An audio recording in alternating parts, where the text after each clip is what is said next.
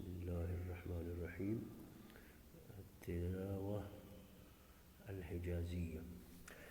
أعوذ بالله من الشيطان الرجيم. بسم الله الرحمن الرحيم.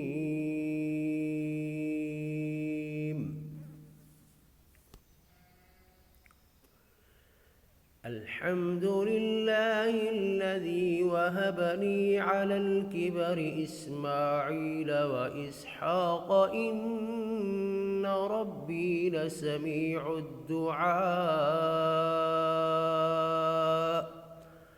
رب اجعلني مقيم الصلاة ومن ذريتي ربنا وتقبل دعاء.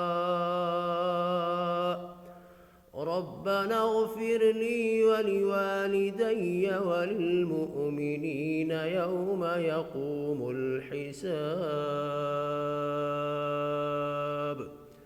ولا تحسبن الله غافلا عما يعمل الظالمون إنما يؤخرهم ليوم تشخص فيه الأبصار مهطعين مقنعي رؤوسهم لا يرتد إليهم طرفهم وأفئدتهم هواء. وأنذر الناس يوم يأتيهم العذاب فيقول الذين ظلموا ربنا أخرنا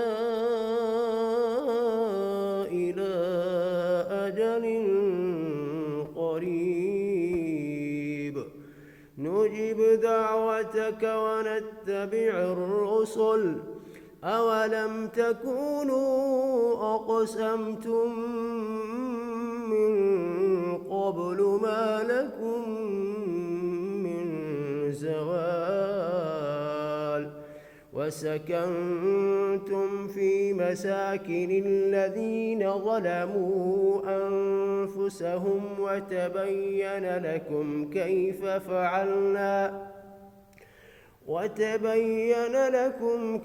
فعلنا بهم وضربنا لكم الأمثال.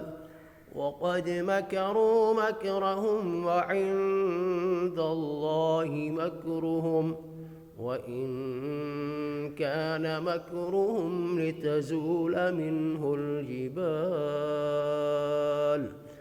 فلا تحسبن الله مخلف وعده رسله إن الله عزيز ذو انتقام.